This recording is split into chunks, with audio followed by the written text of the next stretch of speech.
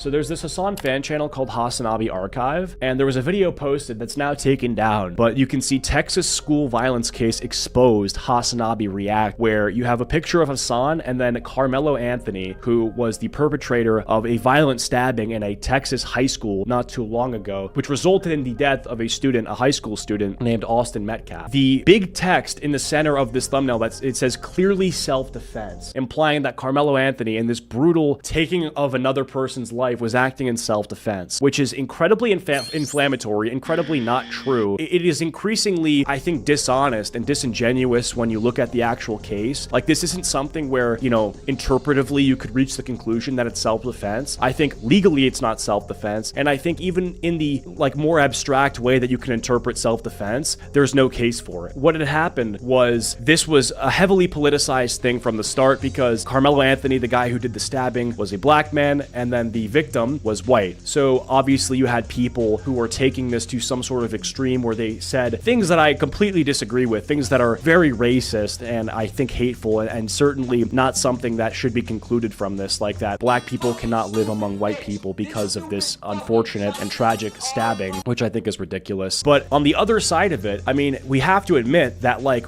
you know, take racism out of this. This is a disgusting thing where a person took someone else's life in cold blood. The reality of that is, regardless of, you know, race or anything, like, that's disgusting. Like, this person needs to be tried and hopefully sentenced to the maximum amount of punishment. Anyone claiming that this is self-defense is, like, I think, a bad faith actor. They're probably grifting to an audience that is looking to justify this sort of behavior for, you know, their own personal grievances or their own sort of agenda or, you know, their worldview, whatever. Now, this was obviously not self-defense, and I responded to this because I think this is an insane thing, and obviously it's fair, and we should admit this. I think it's important to say this. This isn't Hasan's channel, right? This is a fan of Hasan. This isn't something that he is co-signing or whatever. This person is probably just like some college student leftist that is watching Hasan and clipping him up to make a little side money, because these long videos, you know, they make a lot of money and you don't have to do anything. The content's already made. You don't have to produce it. You're just repurposing it. So I said, a baby bit me, so I shot it. Clearly self-defense. Now, what I'm highlighting here is the proportionality argument. When you're talking about self-defense, a big thing that you have to highlight is the proportionality. Is the amount that you are retaliating with proportional to the amount that you have been aggressed at with? So if I come at you and I slap you, is it self-defense for you to then shoot me? I would say no, because the shooting is not proportional to the slap. I think the lethal force with you know, that shooting that's lethal force. You have the chance to take someone's life is not proportional to the slap. He probably does co-sign it though. I mean, we're gonna look at what he said, and so maybe the title. When I wrote this tweet, my point was that in this situation, when we're talking about proportionality, what had caused Carmelo Anthony to stab this person was because he had shoved him or he had pushed him. I also think if you're going to talk about self-defense, the case that you can make for this becomes even less compelling when you understand and you realize that this guy fled the scene. Like, if you were really defending yourself and defending your life from somebody else, why would you run away from the scene in which, you know, you just defended yourself? Like, if you were not in the wrong, wouldn't you want to wait for authorities to show up and then be able to look at the situation? Yeah, the video is gone. The guy who clipped this up and put it out there with this thumbnail he took it down. It's not here anymore. I did manage to find some clips of him talking about this, and so we're gonna look at the segment of Hasan's stream where he talks about the Carmelo Anthony stuff. The idea that this is not a common thing that takes place is so insane. It's also hilarious that Alan Dershowitz is saying this because he's only surrounded by right-wing reactionaries, and they definitely know plenty of instances where a white guy's killed a black dude and they celebrated it. I mean, there's sort of this silent, like, everyone knows what I'm talking about attitude he takes when he says things like this that are so extreme that I almost feel like you have to actually give examples when you're basically like, oh, you know, there's plenty of examples. White guys killed a black dude and they celebrated it. Plenty of examples of this. And it's just like, well, that's such a ridiculous claim that I feel like you have to back it up. That's a nice argument, Senator. Why don't you back it up with a source? Suck my dick. I despise you. Tensions deepening between two Texas families torn apart by a deadly high school track meet stabbing, now playing out in public view. Jeff Metcalf, the father. Oh my God, I hate this story so much. This is the most Twitter bot story. Willing. By the way, I will say something. I also think it's incredibly insensitive and just tasteless to view a story involving like the death of a teenager as just like a Twitter bot story, like something that is meant for people to use as engagement farming. I think that's ridiculous. That's crazy to reduce and minimize the severity of this instance as just something that people are using to get clicks off of. I think saying that this is Twitter bot stuff shows that you have this terminally online Twitter bot mindset. The white student that got stabbed to death by Carmelo Anthony, no relation to the Carmelo Anthony. His father seems like, as far as I've seen, his father seems like a nice guy. He quite literally came out and was like, hey, I don't think people should make this a race issue, which immediately drew ire from like white supremacists.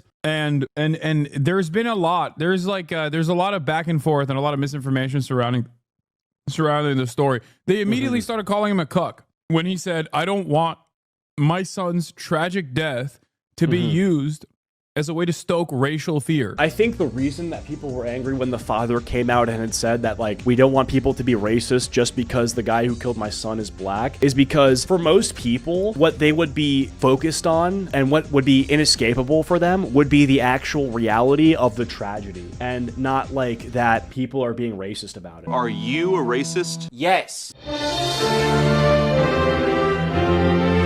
Imagine your best friend was like his dad was killed by a person of a certain race. And so now your best friend is really mad at people that are part of that race, and he gets racist. Thanks for creating the coronavirus, you I think it's kind of tone deaf to be like, hey, chill with the racism. Well, it's like, you can say chill with the racism, and I'm not condoning it. I'm just saying, in this context, you have to understand why that happens. Like, if you lose your dad and you are now a victim of this horrible thing, you may be frustrated. You may have irrational, fears and thoughts that are a result, of this tragedy, And so, yeah, I don't think it's cucked of the father to say that. Like, I think that obviously you shouldn't be racist. It makes sense. The dad is based, though. Yeah, I mean, like, I agree. I think they're both true. Like, I think that you shouldn't be racist, but I also think that people, that are being told to stop being racist because of this, like, they're being told to simmer when what they're actually expressing is the result of something that actually is, deeply upsetting. So, yeah. That's what he said. And every right-winger on Twitter was like, dude, you are so cucked. You're the most cucked person. It takes a stronger person to forgive. I think, yeah, but I think that no one would fault you if you didn't. On the planet, why won't you let me use this as a way? I'm still going to use this as a way to stoke racial fear. Yeah. And apparently he showed up unannounced at the Anthony family press conference, so they kicked him out, which I thought was odd. I don't know what's going on there either.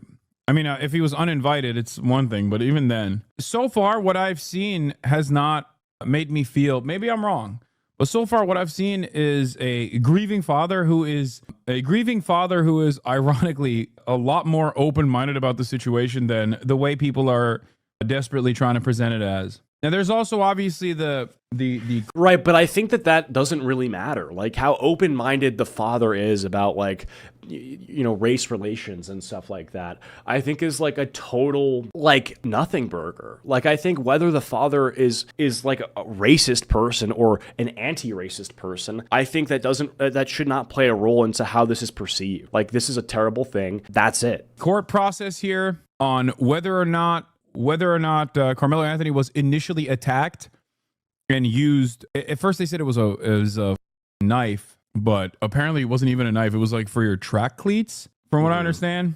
I need to look into more of the details, but like, it was, at first the story was angry black teenager racistly stabs beautiful white boy to death. How could this have happened? Then more information comes out. So this is like a textbook straw man where Hasan will look at the actual circumstance and then gives these sort of characteristics and then paint false narratives that he gets to attack because he invents the circumstances where, like, the narrative is. So he can just basically be like, well, people were saying this thing about, this like savage black person stabbed a white kid to death. And it's like, and then he can rebut that argument, even though that argument is just completely abstract and something that he just invented, right? So yeah, it's just a complete straw man. And when he frames things like that, it makes it so that, his audience is given the straw man to hate as well. And so when he attacks it, he seems like he is voicing what what his chat is saying as well. And there Bro just conjured that up, essentially. is at least like eyewitnesses that see that like initially it was Austin Metcalf that actually went up to this kid, up to Carmelo Anthony, and was being a nuisance. And we don't know the details of how much of a nuisance he was being, but like So there were actual quotes from the altercation that were recorded, and the quote is from Carmelo Anthony. He said, quote, "Touch me and see what happens." So basically, there is certainly an expectation of violence with that sentence. Like if you say, "Oh, touch me and see what happens," you're basically telling the person that if they, touch you or put their hands on you or move closer in some way, they're going to retaliate, usually with physical force, right? I do think it still plays into the proportionality thing where you have to understand, see what happens. You maybe wouldn't expect the thing to happen to involve you losing your life. But anyway, I think that's, I don't know. I mean, Hasan maybe is not going to bring that up, but anyway, it's insane. So many people agree this was self-defense. Why was something so simple to be judged? Like, it is treated like a philosophical debate. A kid died and a family is grieving. Well, it's obviously not self-defense. I think there is no case to even be made, and I got into this already, but yeah, no. I mean, self-defense would be like shoving him back and or de-escalating or something, or I don't even know, but yeah. incident ended with not exactly defended, but he's dancing around it. His audience naturally on the murderer's side, and he fears them, being a grifter and all. I think there's certainly an expectation to fill the shoes of the, what his audience, expects. So when this came out, it's more beneficial for Hasan to highlight racist people that are upset about this thing than to highlight the actual tragedy of the circumstance and to look at like the underlying causes of why this happened. So for him, it's certainly more beneficial to just be like, look at all these racist white people. They are absolutely losing their minds because a white person was stabbed to death. A beautiful white person was stabbed by a savage black person. And he gets to ridicule all of this racism and come across as a hero without really having to acknowledge the root causes of a situation like this and the implications of it for society. He just gets to get his basic, it's just a dunk. It's a stream where he can just dunk for like 50 hours, or not 50 hours, 50 minutes. So yeah, I'm pretty sure if I walk around with a sign that says "kill me," that does not give a man permission to shoot me in the face. Well said. Anthony sat at another school tent. He was told by that school's team to move. He isn't meant to be there, so he gets moved. He isn't having it, so he kills the guy. Yeah, that's what I understand as well. Yeah. Austin Metcalf getting stabbed by Carmelo Anthony, and then Carmelo Anthony going to the authorities, going to the cops and being like, I was engaging. What the fuck is that? Is that his donation sound? He just got scared. What the hell? And there are, from what I understand, there are also witnesses to suggest that that was the case as well. Now, you might say it's a ridiculous escalation of violence, and depending on the... You might say that it's a ridiculous escalation of violence to stab somebody to death after they shove you. That is a very clear, yeah, I would agree with that. As a normal human being who exists in American society, you cannot stab somebody to death because they shove you. You just can't do that, right? It is not acceptable to retaliate with lethal, deadly force if someone stabs you. Hasan makes that argument, which is an argument that everybody would agree with, and he's going to say what? It depends. A ridiculous escalation of violence. It is. Would agree? Depending on the actual details of the story, I'm inclined to agree. He's inclined to agree, but has to give this, caveat that it kind of depends, just so my chat doesn't eat me alive. There are certainly cases where it's not a ridiculous escalation of violence. Okay, I would like an example of that circumstance. What is the circumstance where I shove someone and then it is okay that I get stabbed to death for it? In what circumstance is that okay? Because he's saying there's a circumstance where it is okay. What is that circumstance? He said it depends. Okay, on what? I don't understand. Also, people were saying that Austin had something in his system that made him aggressive. They really want to make Carmelo look like a victim of the circumstance. I mean, you can just look at the details and obviously understand that anyone saying something like that is desperately trying to reframe the narrative, and they're probably failing. That's what I'm saying. There's around in the story, they immediately started calling him a cuck. racial was off even then. So far, what I've seen has not made that Anthony was initially attacked and used. At first, they said it was a knife, but apparently it wasn't even. Hold up, we were past this. The incident ended with initially it was Austin and where were we? The incident ended with Austin Metcalf getting stabbed by Carmelo Anthony, and then Carmelo Anthony going to the authorities, going to the cops, engaging in self-defense. And there are, from what I understand, there are also witnesses to suggest that that was the case as well. Now, you might say it's okay, so this is where we were. Sorry, a ridiculous escalation of violence, and depending on the actual details of the story, I'm inclined to agree. At the end of the day, I'm not an advocate for stand your ground laws in general. And it's not something that this is not my conclusion only when it's a black person exercising stand your ground. I say this about white people standing their ground as well. And I say this about... It's also important to highlight the egregious double standard where if this was Kyle Rittenhouse, and he wants to say that it doesn't make a difference because the perpetrator is black. We know that's not true. We know that's not true because of how he talks about race in this incident. We also know that when Kyle Rittenhouse was acting in self-defense in Wisconsin, that Hasan had covered this nonstop and had nowhere close to the amount of charitability that he's giving to Carmelo Anthony in this case. Nowhere close. Violence. Even though the cases are so different in the amount of charitability that they should be given, I think it's pretty obvious. In general. Having said that, the father has come across as not a horrible monster. Very different than, for example, that other lady that the administration has been parading around in the aftermath of the Abrego Garcia situation, whose daughter was killed by an undocumented migrant. They've been parading her around to talk about how, no, Abrego Garcia should be kept in prison in CCOD. Also, remember when I called her a monster? Yeah, I was right. In Hasan's world, if a father of the victim is in any way conservative or wants justice for their child, that person is a monster. That's what he's saying. He's saying that if the father of Austin Metcalf was in any way aggressive toward the killer of his son, then he would be a monster. That's what he's basically saying. If this person, the father of his son who had been stabbed to death, had gone on Twitter and had said something along the lines of like, put this person in jail, put this animal in jail, Hasan would be more enraged by the use of the word animal in that tweet and the fact that there was a literal murder. Hot take, murder is bad. No meme, hot fucking take apparently.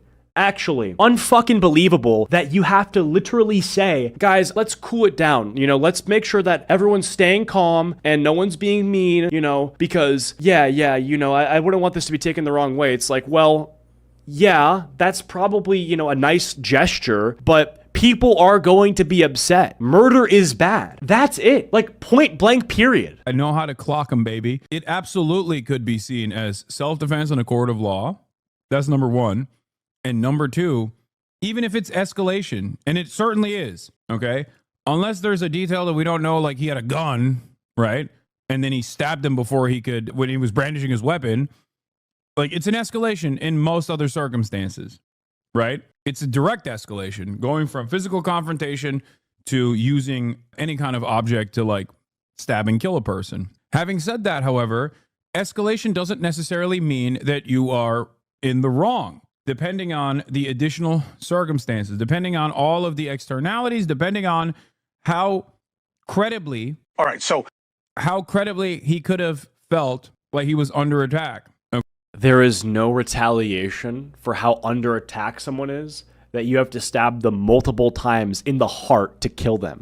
In order for you to use deadly force, what he is saying is that he had to have felt that he would have been in equal and opposite danger, which he wasn't. End of story. What I'm saying is really not controversial, and I could tell everyone in chat knows that what I'm saying is not controversial. But I think the problem, and why people talk about Hasan so much, because people think that Hasan gets too much airtime from commentary channels. But when you go on and you understand and fully contextualize the size of his audience and the amount of like agreeance I think that's a word, that his chat has with most of the stuff that he's saying, you realize how deeply troubled a large part of the population is and how really disconnected from reality it is. And so when I'm sitting here saying things that are probably obvious to most of you, I feel like saying them isn't obvious to everyone. And it isn't obvious to the thousands, tens of thousands of people that are typing in this guy's chat while he's saying things like this. Okay, straight up. Anthony was being held on $1 million bond, which was crazy.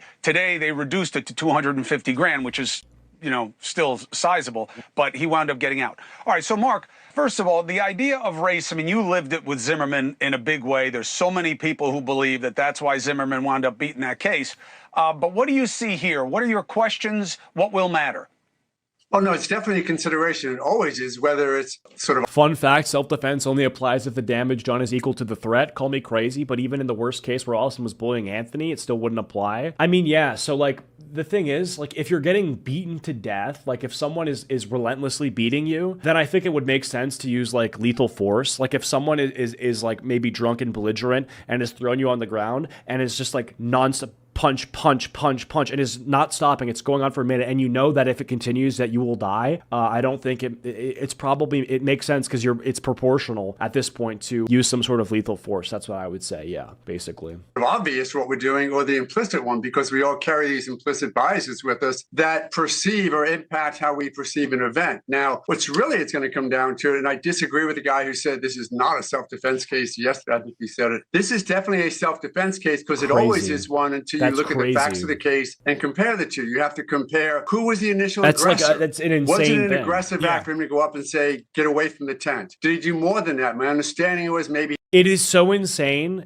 If you're in high school, stuff like this happens all the time. Like, I was in high school not too long ago, and like, yeah, people aggress at each other. There are people that get into fights in the locker room, people that get into fights in the bathroom. It's very fucking rare, and it's only like the smallest sliver on the pie chart of school fights where someone loses their life over it. Like, are we actually being serious right now? How insane is it that you're looking at this and you're saying, you're treating it like a self-defense? Like, when that word is invoked, when self-defense is invoked, people are going to assume that someone trespassed on your property and then was charging at you, and so then you shot him. Like, okay, but like when we're talking about high schoolers, like this is insane. he touched him. I'm a junior and fights happen every week, basically. Dude overreacted for real. Yeah, no fucking shit. Slight overreaction. Put hands on him. Granted, that makes the decedent in this case maybe the initial aggressor. But you really still then have to look at whether or not Carmelo Anthony responded with appropriate force. Yeah. He used a deadly weapon. That's it. That's the major. Well, if things were fucking normal, like if violence wasn't so prevalent, or I should say, like maybe deadly force is a better way to put it. Like there are fights in high schools all the time, and so what I'm getting at is like you just fight back. You just run away or you fight back. Like, just have a fist fight. You know how much of a nothing burger this would have been if this Carmelo Anthony guy just, like, fought back? Like, if there was just, like, a little fisticuffs, throwing punches back and forth? It's really not that crazy. It was someone stabbing someone else, simple as that. It could have just been another high school fight that would have not even made local headlines. It would have caused 2 kids to get suspended, and that's it. Like, really that simple. This is insane. Point of contention here. This is already... Carmelo was looking for a fight, self-defense, I'm sorry, shouldn't apply because he was instigating it. Well, look, what I'm saying is like, I think, first of all, I think Austin Metcalf instigated, right? I think he had basically said, because like the response from Carmelo Anthony, right, was basically saying, you know, touch me and see what happens, which would imply that Austin Metcalf was aggressing. But like, it's not like, ultimately, like when we say aggressing, it's in a way that is like insanely mild, right? So, yeah. Given what the defense is going to go with, this is already a self-defense case. And if we're going to cover whether or not this still causes Carmelo Anthony to get a manslaughter charge or a murder charge or something like that, all of that is entirely dependent on whether or not this was a reasonable use of force given the circumstances, like given what Austin Metcalf did. How is this self-defense? No, dude. That's the defense, okay? That is what the defense attorney is saying. So yes, it is a self-defense case. What he's saying here makes sense. Like he's summarizing what his lawyers will do, but he's doing it he is giving, you remember earlier when I said he was straw manning? He's now doing the opposite. So he's steel manning. He is giving the most charitable case that the defense could make. And he's putting it in a way where it would actually have legs to stand on in court, which he doesn't do when he's talking about the other side, which is just like, it's shameful. You don't have to agree with it. It doesn't matter. Hello. Why is this so difficult for you to comprehend? The lawyer just said as much, okay? Even if there was no... Yeah, he's oversimplifying it in order to make a false point. ...back and forth whatsoever, and Carmelo Anthony just walked up to Austin Metcalf and stabbed him and then claimed self-defense, that would still be a self-defense case. Okay? Calling something a self-defense case does not mean that self-defense actually took place. Obviously. In this instance, at least according to the initial reporting from eyewitness testimony, there is at least enough evidence to suggest that it is self-defense. However, self-defense does not always mean you can get away with murdering someone, especially when you're black and the victim is white. So that's the steel man. That's the steel man, right? Basically, that I'm going to be as charitable in the summarization of the defense, and I'm going to sprinkle in the extra fact that for this defense, you know, it might be extra tough because you're black. Wow. Okay, that's fucking insane. It might be extra tough because he murdered someone. Worth considering. Maybe he doesn't have the capacity for that amount of consideration, but that's okay. Thanks, Hasan, for bringing race into this for no reason. Well, again, like, I mean, this is, you know, that's like the one-liner that his chat loves. It's like catchphrase, like they just eat it up. It's just the virtue signaling shit that he's always going to do and always has done and has built, you know, his entire empire off of. Of course, he has that at the end. Yeah, right. But beyond that, and ironically enough, right, like, you know, it's like if you want to contrast this to the Kyle Rittenhouse case, like, it's crazy how he's going to be like, yeah, this is going to be so hard for him to defend for self-defense, you know, racially, of course. And then he made it as hard to defend Kyle Rittenhouse as possible when there actually was a self-defense case to be made there, probably because Kyle Rittenhouse was white, right? Worth noting. It would be self-defense if nothing happened. He was the aggressive one, but the whole case is just being about race as of right now. Well, depends entirely on what this lawyer was talking about, which is whether or not this was an appropriate use of force or it was an inappropriate use of force. If they consider this to be an inappropriate use of force, an escalation, because it doesn't meet this. So when he's actually talking about the specifics, he's kind of being very fence-sitter-ish with the actual like self-defense stuff. But when he's talking about like race and stuff, he's very, very charitable and stuff like that. You know, it's crazy. Standard that he genuinely was in fear of his life, in fear for his life, okay? Then he will most likely get hit with a charge. I think another major point of contention is someone referred to as cooling off period, because if I recall correctly, Anthony went to his backpack to get his knife after Metcalf put hands on him. This differs from a traditional self-defense case where the person who killed... If Anthony gets convicted, I see a lot of protests happening. If he doesn't get convicted, there will be a lot of protests happening, right? So let's just say he gets jail time or maximum sentence. What's going to happen is people are going to say that this was the just complete, like, you know, legal abuse against a black guy who was defending himself. That's going to be what the narrative is. And then if he isn't, it's going to be that this guy probably got good treatment because of his race. And so, you know, he was able to get away with something pretty crazy here, and there needs to be justice for Austin Metcalf. So this is going to be something where no matter what ends up happening, people are going to be fucking furious, right? That's the reality of this. The other had the weapon on their person and initial aggression occurred. Yeah, but I think there are definitely instances where you can, like, one, we don't know what happened afterwards. Like, I'm totally making this up right now. In a hypothetical situation, there's an initial confrontation. He goes to his bag and he gets this. I don't even know if it's a knife, but it's a object that you can clearly stab someone to death. Anyway, I'm not going to watch the entire clip, like the entire coverage, because it's another like 12 minutes. That's basically the gist. Yeah, like this is, you know, basically that. The top comment is, it was not a cleat sharpener. Those don't exist. Nobody sharpens their cleats. You replace the cleat. It's literally in the police report stated it's a knife. So again, if we're talking about charitability, he's like, I think the thing that he used to stab him with wasn't a, wasn't a knife. And so, yeah, anyway, that's crazy. Yeah, complete crap. So yeah, anyway, that's what's going on with Hasan. I think it's pretty crazy. And then this is all, you know, in the midst of the content cop and content nuke and all this stuff. But I think while we're on the topic of Hasan, dude, take a look at this. So we were talking about virtue signaling, and you know, it's something that he's very, very much known for. He was invited to go on stage for someone's performance at Coachella, the music festival. And so look what he does here. He gets invited to go on stage. So that's Hasan. He's walking on stage. And so they're holding up a Palestine flag and he's raising his fist. I mean, if that isn't virtue signaling, I don't know what is. Does nothing but just waves a flag at someone's performance.